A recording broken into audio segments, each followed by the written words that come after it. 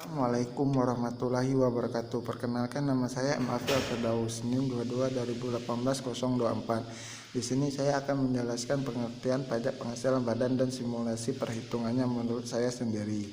Pengertian pajak penghasilan badan merupakan pajak yang dikenakan atas penghasilan suatu perusahaan, di mana penghasilan yang dimaksud adalah setiap penambahan kemampuan ekonomis yang diterima atau diperoleh oleh wajib pajak badan, baik dari dalam maupun luar negeri, dengan keperluan apapun, termasuk misalnya menambah kekayaan, konsumsi, investasi, dan lain sebagainya.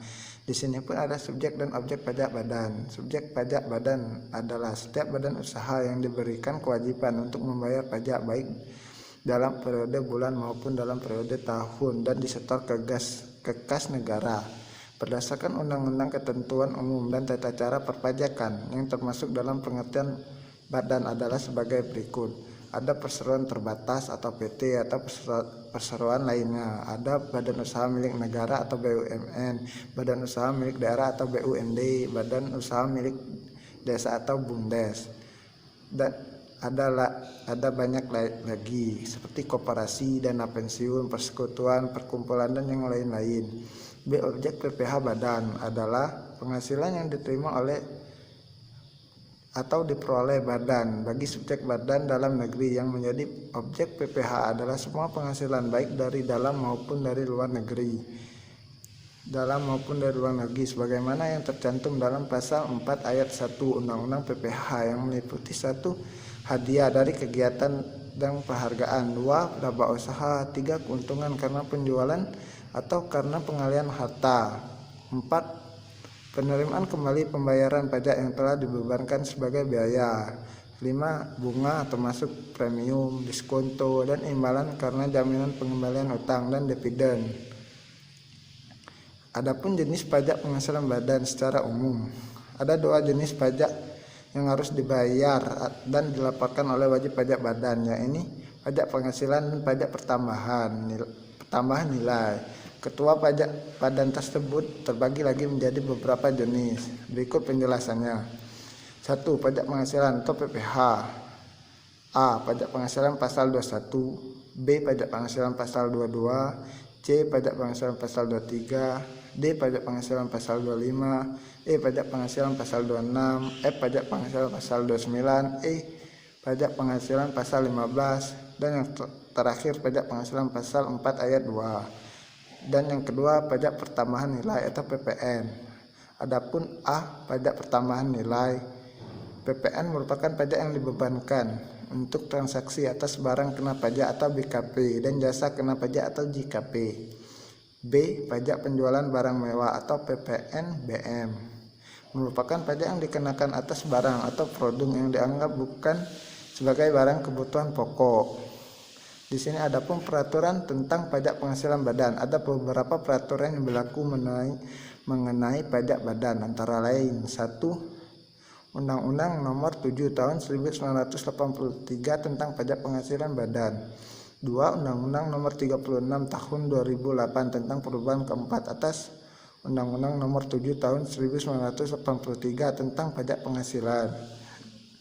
Yang ketiga, Peraturan Pemerintah Nomor 46 Tahun 2013 tentang pajak penghasilan atas penghasilan dari usaha yang diterima atau diperoleh wajib pajak yang memiliki peredaran bruto tertentu. Di sini pun ada mekanisme penghitungan pajak penghasilan badan. A. Penghasilan kena pajak. Sebelum Anda melakukan perhitungan pajak penghasilan badan usaha, Anda harus terlebih dahulu mengetahui nominal penghasilan kena pajak badan.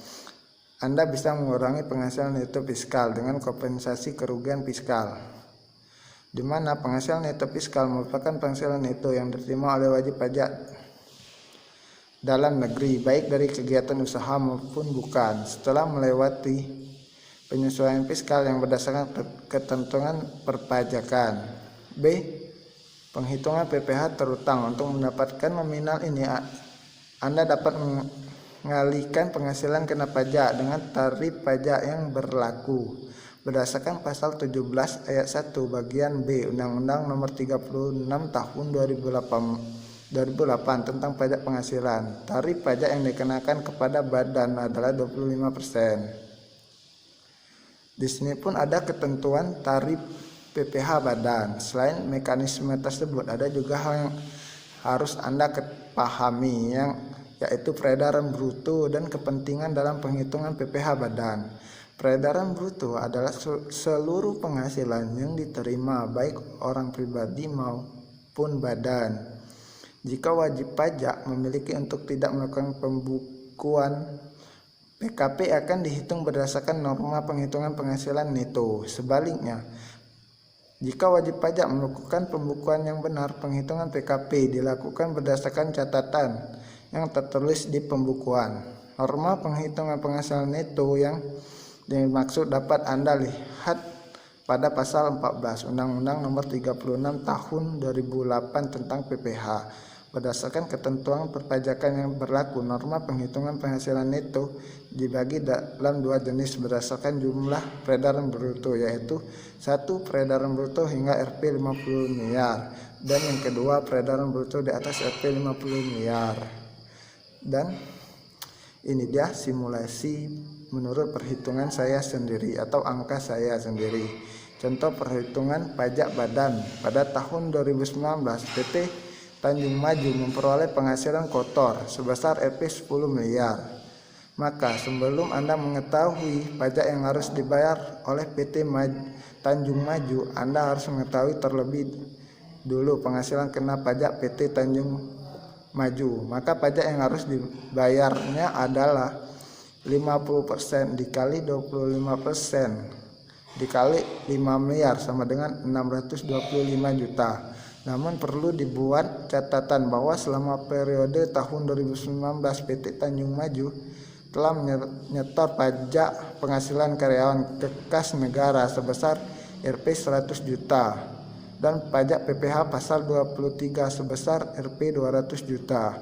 Maka pajak penghasilan terutang PT Tanjung Maju adalah 625 juta dikurang 100 juta dikurang 200 juta sama dengan Rp 325 juta. Rp 325 juta adalah angka yang bisa dicicil oleh PT Tanjung Maju ke kas negara atas penghasilan badan usaha di tahun 2019.